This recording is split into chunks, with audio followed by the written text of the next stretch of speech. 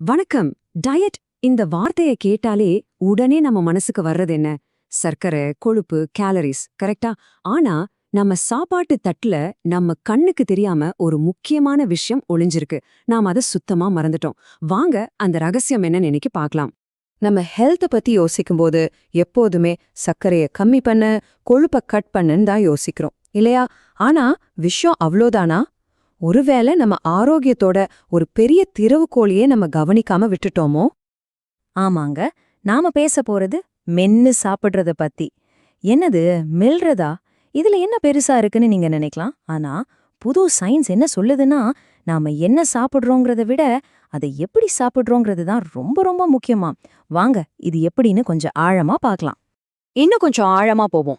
யோசிச்சு பாருங்க, இன்னைக்கு நாம சாப்பிடுற பெரும்பாலான உணவுகள், அதாவது இந்த அல்ட்ரா ப்ராசஸ்ட் உணவுகள் எல்லாம் எவ்ளோ சாஃப்டா இருக்கு. கிட்டத்தட்ட கூழ் மாதிரி. இதனால மெல்லுறதுக்கான தேவையே இல்லாம போயிடுச்சு. ஆனா இதுல தான் ஒரு பெரிய சிக்கலே இருக்கு. இந்த மெல்லுதல் இல்லாததால நம்ம உடம்புக்கு போக வேண்டிய ஒரு ரொம்ப முக்கியமான சிக்னல் கட் ஆயிடுது. சரி, நாம பார்க்க போற முதல் கான்செப்ட் இதுதான். நீங்க ஒரு விஷயத்த கற்பனை பண்ணி பாருங்க. நீங்க சாப்பிடும்போது உங்க கணையத்துக்கு ஒரு சீக்ரெட் இமெயில் அனுப்புறீங்கன்னு வச்சுக்கோங்க. என்னது இமெயிலான்னு ஆச்சரியமா இருக்கா? வாங்க அது என்னன்னா சொல்றேன். இதுக்கு சயின்ஸ்ல ஒரு பேர் இருக்கு. செஃபாலிக் ஃபேஸ் இன்சுலின் வெளியீடு, சுருக்கமா சிபிஐஆர்.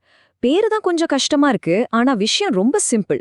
நீங்க ஒரு சாப்பாட்டை வாயில வச்சு மெல்ல ஆரம்பிச்ச உடனே உங்க வாய் உங்க கணையத்துக்கு ஒரு ஹெட்ஸ் அப் மெசேஜ் அனுப்புது. ஏய், சாப்பாடு உள்ள வருது, இன்சுலினை ரெடி பண்ணு அப்படின்னு சொல்ற மாதிரி தான் இது. நார்மலா நம்ம உடம்பு இப்படித்தான் வேலை செய்யணும். இப்போ நீங்க ஒரு கேரட்டையோ இல்ல ஒரு ஆப்பிளையோ நல்லா கடிச்சு மெல்லுறீங்கன்னு வச்சுப்போம். அந்த இமெயில் உடனே கணையத்துக்கு போயிடும்.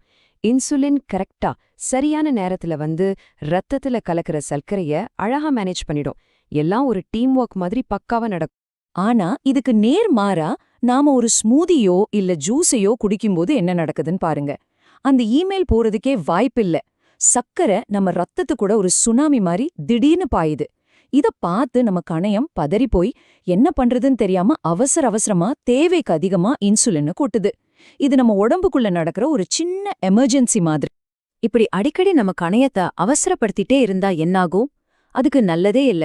விஞ்ஞானிகள் என்ன சந்தேகப்படுறாங்கன்னா, இந்த மாதிரி தொடர்ச்சியா நடந்தா காலப்போக்குல கணையத்துல இன்சுலினை உற்பத்தி பண்ற அந்த பீட்டா செல்கள் ரொம்ப சோர்வடைஞ்சு போக வாய்ப்பிருக்குன்னு சொல்றாங்க.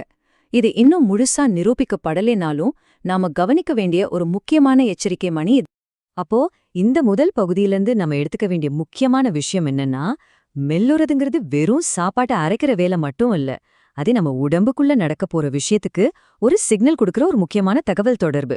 ஓகே, மெல்லறது சிக்னல் அனுப்புதுன்னு பார்த்தோம். அதோட வேலை முடியல.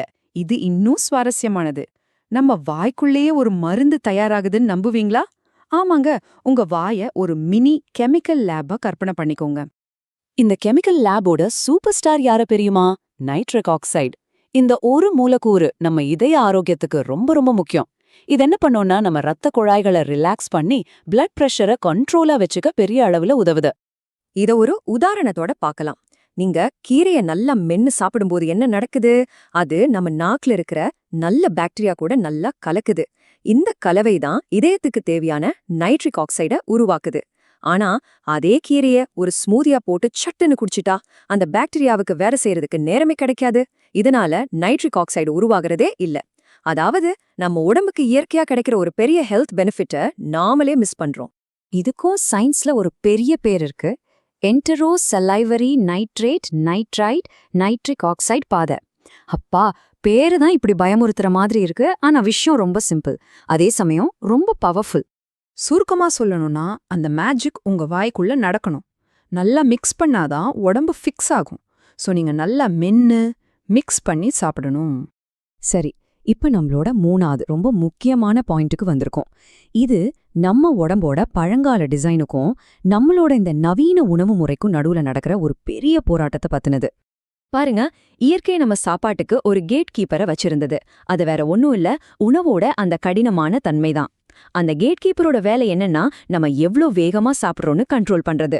நம்ம மெதுவா மென்னு சாப்பிடும்போது நம்ம மூளைக்கு வயிறு நிறைஞ்சிருச்சேன்னு சொல்ற சிக்னல் போய் சேர கரெக்டா டைம் கிடைக்கும். ஆனா இப்போ என்ன நிலைமைன்னு பாருங்க, நம்ம சாப்பாட்டு பழக்கமே தலகீழா மாறிடுச்சு. முன்னெல்லாம் கடினமா மென்னு சாப்பிட்டோம், இப்ப கிட்டத்தட்ட முழுங்குறோம். இதனால என்ன ஆகுது? நம்ம ரத்த சர்க்கரை அளவு ஒரு சீரா இல்லாம ஒரு ரோலர் கோஸ்டர் மாதிரி தடதடன் ஏறி தடதடன் இறங்குது. இதத்தான் கெலோரிக் வெலோசிட்டி, அதாவது கெலோரி வேகம்னு சொல்றாங்க. ஒரு சின்ன உதாரணம் சொல்றேன் கேளுங்க. ஒரு காலத்துல ஒரு குறிப்பிட்ட அளவு கேலோரிகளை சாப்பிட நமக்கு கிட்டத்தட்ட 20 நிமிஷம் தேவைப்பட்டிருக்கும். ஏன்னா அது நல்லா மெல்லணும். ஆனா இப்போ அதே அளவு கேலோரிகளை வெறும் 2 நிமிஷத்துல ஒரு ஜூஸா குடிச்சிடுறோம். இந்த வேகத்துக்கு நம்ம உடம்பு எப்படி ரெஸ்பாண்ட் பண்ணும்? அதால முடியல. அப்போ விஷயம் என்னன்னா, இந்த நவீன உணவு பதப்படுத்துதல் முறைகள் நம்ம உடம்புல இருந்த அந்த இயற்கையான ஸ்பீட் பிரேக்கரையே எடுத்துடுச்சு. நாம நம்மளோட அந்த முக்கியமான கேட் கீப்பரை வேலையை விட்டே தூக்கிட்டோம். ஓகே, இப்போ நாம பார்த்த இந்த 3 விஷயத்தையும், அதாவது சிக்னல் அனுப்புறது, மருந்து தயாரிக்கிறது, வேகத்தை கண்ட்ரோல் பண்றது, இது எல்லாத்தையும் ஒன்னா சேர்த்தா நமக்கு என்ன கிடைக்குது? விஞ்ஞானிகள் இதுக்கு ஒரு பேர் வச்சிருக்காங்க, மாஸ்டிகேட்டரி கேப், அதாவது மெல்லுதல் இடைவெளி. இந்த மெல்லுதல் இடைவெளினா என்ன? சிம்பிளா சொல்லணும்னா, நம்ம உடம்பு பலாயிரம் வருஷமா ஒரு மாதிரி சாப்பிட பழகியிருக்கு. ஆனா நம்மளோட நவீன சாப்பாட்டு முறை இன்னொரு மாதிரி இருக்கு.